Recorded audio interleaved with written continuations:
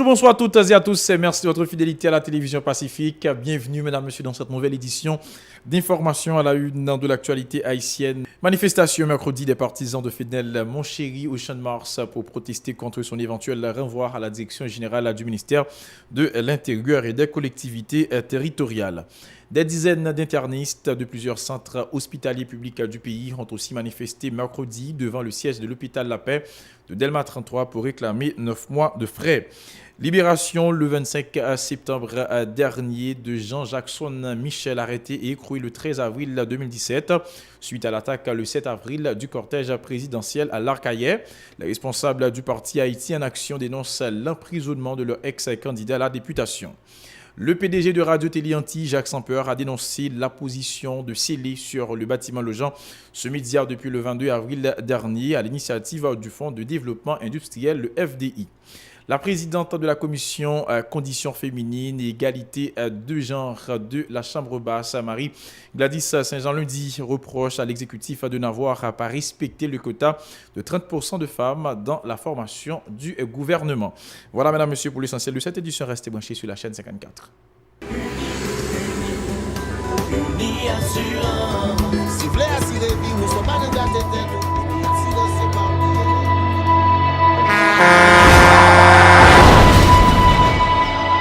En général, moun pa reme pran assurance.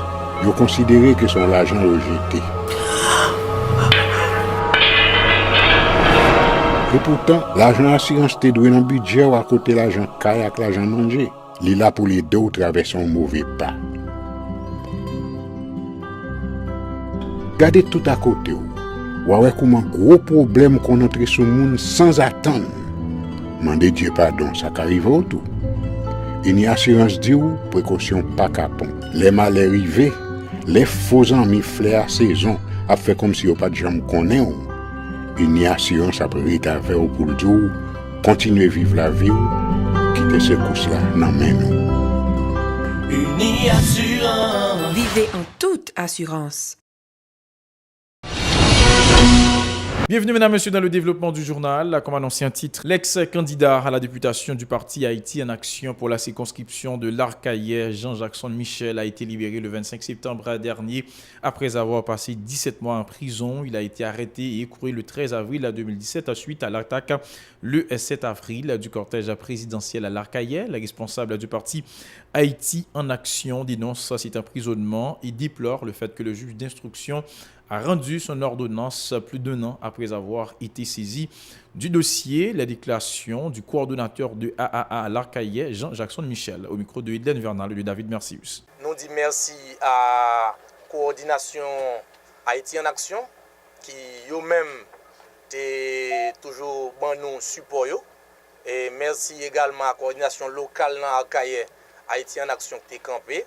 Merci à toutes les familles nous qui eux-mêmes te campé avec nous et moment arrivé qu'on y a nous dehors calvaire là il était long et par moment nous t'a demandé nous est-ce que nous survivre parce que il y a des fois en dedans nous vinn infecté dans rien nous qui vinn fait que nous t'es obligé par moment utiliser cathéter pour nous être capable pipi, bagay yo te difficile. L'incident était dans l'église. C'était comme c'est leader dans l'église baptiste. Nous avons des candidats au baptême ce vendredi et qui viennent passer examen, nous avons présenté à l'Assemblée des membres. C'est l'AMD. Il a arrêté moi dans l'aéroport international et Toussaint Louverture. Côté un pasteur l'église là qui mourit aux États-Unis. L'église a été déléguée pour aller assister dans le funérailles. Autre nouvelle, la présidente de la commission Conditions féminines et équité de genre de la Chambre basse, Marie Gladys Saint-Jean, lundi s'est montrée critique vis-à-vis de l'exécutif qu'elle accuse de n'avoir pas respecté le quota de 30% de femmes dans la formation du gouvernement. Selon l'élu de Jérémie, il s'agissait d'une violation de l'article 17.1 de la Constitution, arguant que seulement 5 femmes font partie du gouvernement. Ces propos recueillis par Hélène Vernal et David Mercius. Nous avons constaté déjà et gagné une quantité inférieure par rapport à quota qui exigé par la Constitution. La Constitution haïtienne a clairement dit que dans l'article 17.1 et dans toute poste côté que qui pral délivrer le service public, eh ben faut yo tenu compte d'un quota de 30% de femmes au moins. Malheureusement, constat nous fait, c'est que sous 18 ministres qui étaient présentés là, le gouvernement a choisi, ou bien dit exécutif là, a choisi 27%. 27%, tout le monde connaît que c'est largement inférieur à 30%. Et c'est que peut-être en pile monde toujours ignoré, c'est que l'on parle de quota 30%, il n'est pas une question de quota 30%, c'est une question de quota 30% au moins. C'est-à-dire, il y a 40, il y a 50, il y a même 100, mais il n'y a pas de droit en deçà. Il n'y a pas de droit plus bas que 30%. D'ailleurs, il fait déjà, il mettait 18 ministres, et sous 18 ministres, il y a 5 femmes qui mathématiquement prouvaient que c'est 27%. Nous tapons. Et c'est justement dans le cas où ça l'a prêté pour me dire qui volonté qui gagne pour que yo te prend en compte revendication que moi-même moi te bayo de conseil que me te prodigué pour moi te dire que poste de direction et général yo donc n'a pas le temps que pour yo fait choisir beaucoup plus femmes. Des partisans du directeur général du ministère de l'Intérieur et des collectivités territoriales, Fednel Monchéri, ont manifesté mercredi devant les locaux de l'institution dans l'aire du Champ de Mars pour condamner la révocation éventuelle du responsable de l'organisation politique Réponse à Paysans. Les manifestants ont indiqué avoir appris via les réseaux sociaux que le président de la République entend mettre fin au service de M. Monchéri à la direction générale du MICT. Ces activistes politiques contestent le renvoi probable du DG, estimant que ce dernier a fait œuvre qui vaille. Les internistes de l'université de la Fondation Aristide Unifa affectés au centre hospitalier La Providence au Gonaïve à l'hôpital universitaire de Mirbalais et celui de la Paix ont organisé mercredi un sit-in à Delma 33 pour réclamer leurs frais échelonnés sur 9 mois. Selon ces étudiants, environ 150 d'autres internistes ont déjà reçu cette gratification. Ils invitent les autorités à assumer leurs responsabilités. Certains sont au micro de Jean-Maxon Dorsey de Rigarnois. Son acte de criminalité côté n'a travail pendant environ 9 mois. N'a bail sans nous. Parfois nous qu'on a vu même $1 par an nous pas gain pour ba nous. Personnellement qu'on a vu c'est comme m'a demandé zami me prêter pour me venir. Qu'on a vu c'est l'autre camarade qui a fait manger. Donc nous gain environ 9 mois n'a travail mes amis. Mais au moins mon chez l'état dans fond qui gain là pour petit pays aller même fonctionner nous même qui étudier qui passer tout le temps nous n'a étudier n'a sacrifier nous. Moi c'est quand même ou doit nous faire ça. Normalement nous-mêmes nous c'est interne. C'est un triangle. Et loi pays dit de pousser interne, l'État a un frère que le doit ba. Comme ça, en tant qu'interne, c'est un devoir que l'État a envers nous-mêmes pour ba nous. Yo ba toute l'autre gen pile l'autre faculté de gen jeune. Nous-mêmes dans Unifa qui répartit dans différents sites tant que Mirbalais, Gonaïve et La Paix, nous gen 9 mois. Ça veut dire l'État gen 9 mois, l'État supposé ba nous comme frère. C'est travail. Nous style le travail, mais nous voulons l'État respecter nous en tant qu'interne. Même gens résidents, les payer. Nous même si c'est loi, ça a retiré le dit pas payer interne encore, il pas bail frère, nous sages. Mais si loi là, eh bien faut une jeune. Son sitting nous a fait 40 sitting, 60 sitting, 120 sitting. Tout autant l'État baba nous a fait sitting.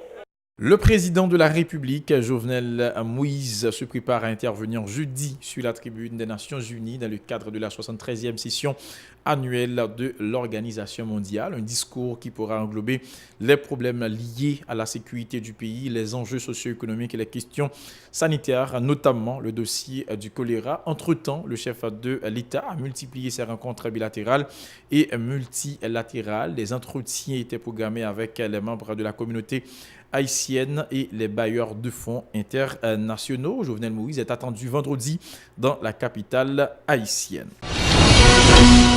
Le PDG de Radio Télé Antilles, Jacques Sampeur, a dénoncé la position de Célie sur le bâtiment Lojan ce média depuis le 22 avril dernier à l'initiative du Fonds de développement industriel FDI. À l'origine, un différend sur le paiement d'un prêt de 500 000 $ américains pour l'acquisition de ces locaux, a indiqué Jacques Sampeur, déclarant avoir déjà versé la moitié de ce montant à l'institution financière.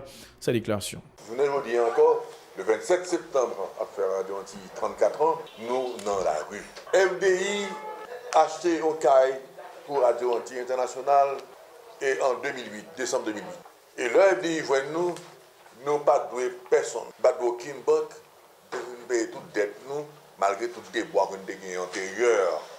Le FDI a acheté caille là, nous commençons à payer naturellement jusqu'à ce que 12 janvier arrive. 12 janvier arrivé, nous ne venons pas qu'à payer, puisqu'au fait, nous sommes radio déjà fragile, et 12 janvier, et tout équipement que nous avons gagné, crasé dans la rue du centre là, tout équipement que nous avons gagné, crasé dans le Boutillier, et nous avons tous des dommages dans plein côté AM Mouillé.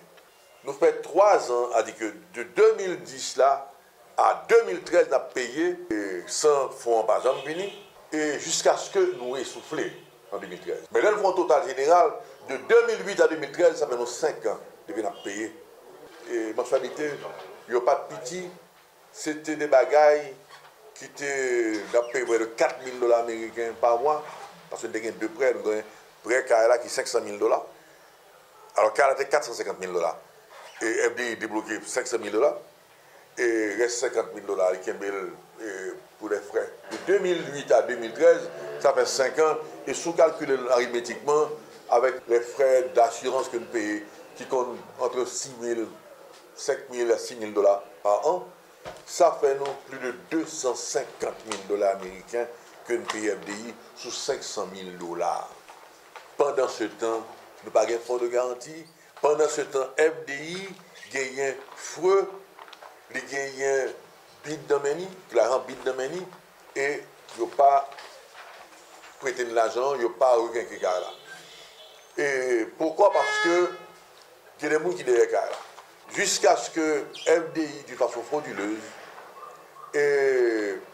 mène des démarches sur le plan juridique pour lui saisir là. De son côté, l'avocat de Jacques Sampeur, Nelson Flicourt, qui a critiqué cette décision, a fait savoir qu'il va effectuer un recours pour permettre à son client de retrouver le bâtiment. Sa déclaration.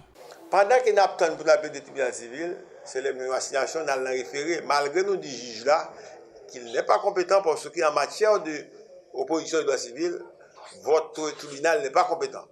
Mais il a quand même rendu une ordonnance et a ordonné à FDI de poursuivre son action jusqu'à la saisine du bien en question. Et que fait FDI? Là, l'exécuter avec ordonnance ne pas signifier non.